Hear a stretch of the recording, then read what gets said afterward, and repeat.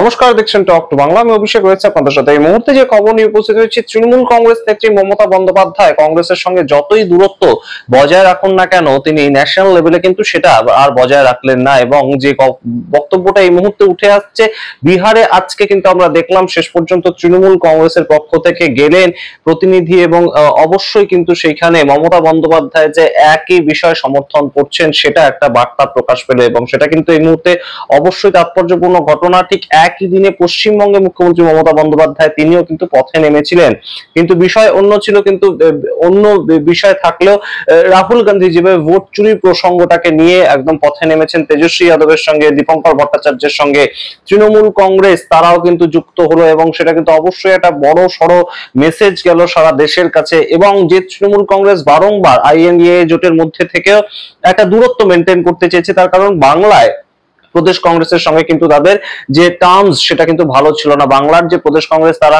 CPIM এর সঙ্গে জোটবদ্ধ হয়ে তৃণমূল কংগ্রেসকে হারানোর প্রেক্ষিতে যেভাবে লড়াইটা করে, সেই জায়গা থেকে কখনোই কিন্তু তৃণমূল কংগ্রেস যে একদম কংগ্রেসের সঙ্গে সমন্বয় স্থাপন করে তাদের লড়াইটা লড়বে সেটা কিন্তু ছিল না। কিন্তু আজকের যে ছবিটা আমরা দেখলাম সেটা কিন্তু অবশ্যই নজিরবিহীন একটা ছবি।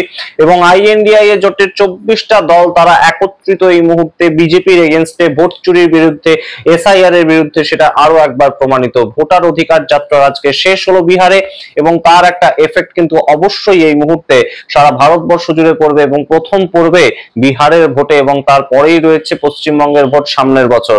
সেই সমস্ত কিছু নিয়ে আলোচনা করব। তার আগে অবশ্যই টক টু বাংলা ইউটিউব চ্যানেলকে সাবস্ক্রাইব করে দিন, এই ভিডিও দেখুন শেষ অবধি স্কিপ না করে। আপনারা জানেন যে এই মুহূর্তে কিন্তু এমকে স্ট্যালিন থেকে হেমন্ত সোরেন এবং অবশ্যই অখিলেশ যাদবের মতন যারা মুখ্যমন্ত্রী কিংবা প্রাক্তন মুখ্যমন্ত্রী, তারা কিন্তু বিভিন্ন রাজ্য থেকে উঠে এসেছিলেন। এবং তার সঙ্গে সিদ্ধারামাইয়া আমরা দেখতে পেয়েছি, তার সঙ্গে বিভিন্ন মানুষজন যারা একদম কংগ্রেস এবং তাদের সঙ্গে সংঘবদ্ধ হয়ে এই লড়াইটা লড়ছে যে এসআইআর এর ভিত্তিতে যে বিভিন্ন রাজ্যে একটা ভোটার লিস্ট সংস্করণের মাধ্যমে বিভিন্ন মানুষের নাম বাদ দিয়ে দেওয়া হচ্ছে। ইলেকশন কমিশন এই কাজটা করছে, 65,64,000 মানুষের নাম বাদ গিয়েছে বিহার থেকে। সেটার বিরুদ্ধে কিন্তু এই মুহূর্তে লড়াই, এবং সেই লড়াই কিন্তু সংসদের অভ্যন্তরে আমরা দেখেছি, সংসদের বাইরে আমরা দেখলাম গত 15 দিন ধরে। এবং আজকে রাহুল গান্ধী যে বক্তব্যটা রাখলেন সেটা কিন্তু অভূতপূর্ব একটা বক্তব্য। এবং তার বক্তব্য অনুযায়ী যে এই মুহূর্তে তিনি শুধুমাত্র একটা অ্যাটম বোম তিনি ছেড়েছেন বাজারে, এবং তাতেই বিজেপি রীতিমতন তাদের মাথা একদম কিন্তু ডাউন হয়ে গিয়েছে, তাদের ফেস লস হয়েছে। কিন্তু এর পরবর্তীতে তার কাছে আছে হাইড্রোজেন বোম, তার বিশালতা আরো বেশি, অর্থাৎ তার কাছে আরো বেশি প্রমাণ রয়েছে। রাহুল গান্ধী এমন কথা বলছেন।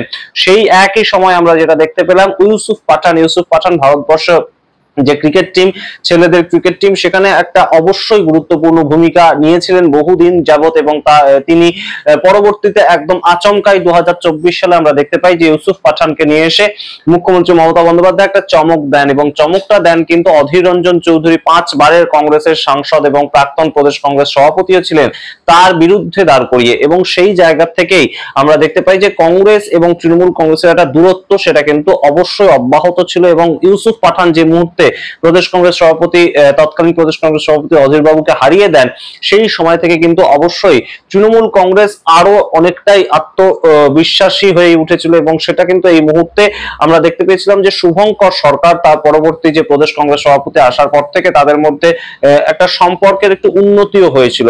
অধীর রঞ্জন চৌধুরী যেভাবে আক্রমণ করতেন তৃণমূল কংগ্রেসকে বিভিন্ন ইস্যুতে, সেটা কিন্তু এই মুহূর্তে আর শুভঙ্কর সরকার অতটা তীব্রভাবে করেন না।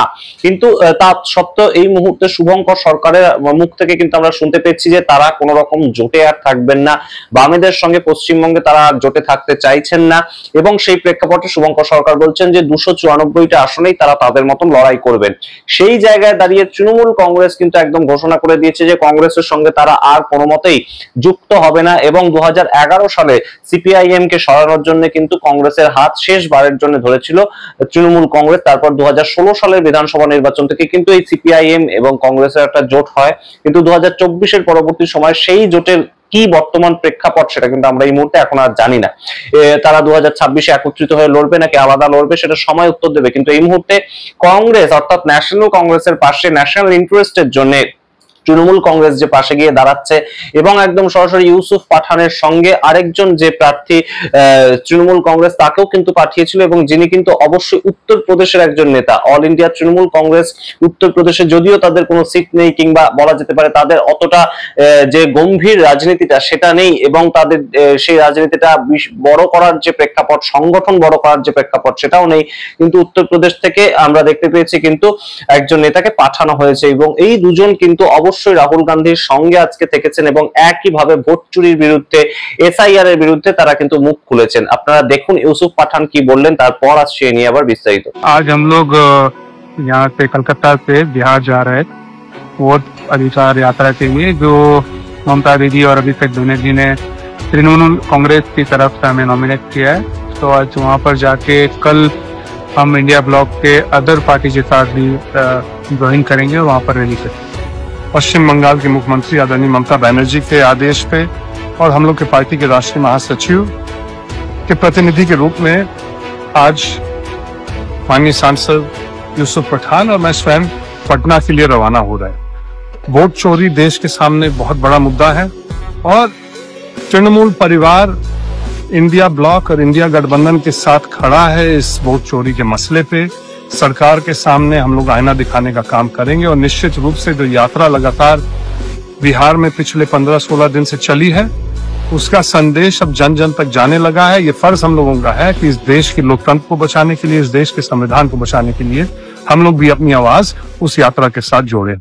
আপনারা শুনলেন ইউসুফ পাঠানের বক্তব্য। ইউসুফ পাঠান বিহারে যাওয়ার আগে একদম বক্তব্য দিয়েছেন এবং ভোট চুরির বিরুদ্ধে তৃণমূল কংগ্রেস যে লড়াইটা করছে সেটা কিন্তু তার মুখে আমরা শুনতে পেলাম। এবং অন্যদিকে আরেকটা বিষয় কিন্তু এই মুহূর্তে সবচেয়ে তাৎপর্যপূর্ণ, মুখ্যমন্ত্রী মমতা বন্দ্যোপাধ্যায় কিন্তু বারংবার একই বক্তব্য বলছেন যে এই মুহূর্তে যদি রাজ্যে ইলেকশন সেটার ঠিক আগে যদি এসআইআরটা যেমন বিহারে হলো সেটা কিন্তু পশ্চিমবঙ্গে তিনি করতে দেবেন না।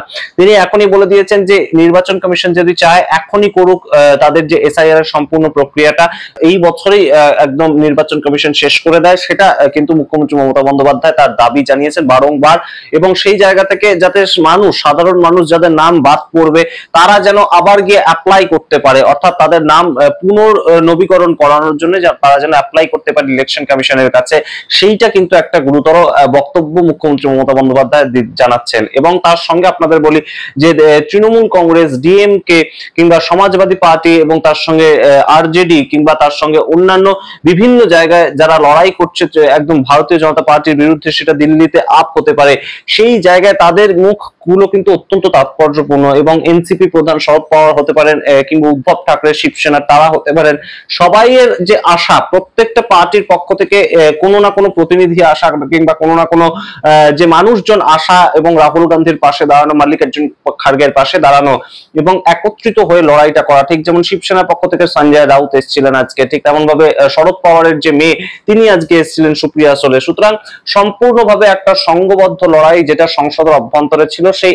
এক মেসেজ কিন্তু গেল সংসদের বাইরেও, বিহারের মাটিতে। এবং সারা দেশ দেখলো যে তৃণমূল কংগ্রেস তারা কিন্তু ন্যাশনাল ইন্টারেস্টের ক্ষেত্রে অবশ্যই ইন্ডিয়া জোটের সঙ্গে রয়েছে এবং অবশ্যই এই মুহূর্তে 2026-এর আগে বিহারে যতটা না এফেক্টেড হয়েছে এসআইআর এর ফলে সাধারণ মানুষ, তার থেকে কিন্তু বেশি এফেক্টেড হওয়ার একটা চান্স কিংবা সম্ভাবনা রয়েছে পশ্চিমবঙ্গের ভোটে, তেমনই কিন্তু মনে করছেন বিশেষজ্ঞ মহল। আপনাদের সমস্তটাই জানালাম, সমস্তটা শোনালাম ইউসুফ পাঠান কি বলছেন এবং তৃণমূল নেত্রী কি বার্তা দিতে চাইলেন, অভিষেক বন্দ্যোপাধ্যায় কি বার্তা দিতে চাইলেন, সমস্তটাই জানালাম আপনাদের। আপনারা কি মনে করেন সমস্ত প্রতিবেদনের ভিত্তিতে অবশ্যই কমেন্ট বক্সে কমেন্ট করে জানান। দেখতে থাকুন টক টু বাংলা, অবশ্যই টক টু বাংলা ইউটিউব চ্যানেলকে সাবস্ক্রাইব করে দিন। ধন্যবাদ।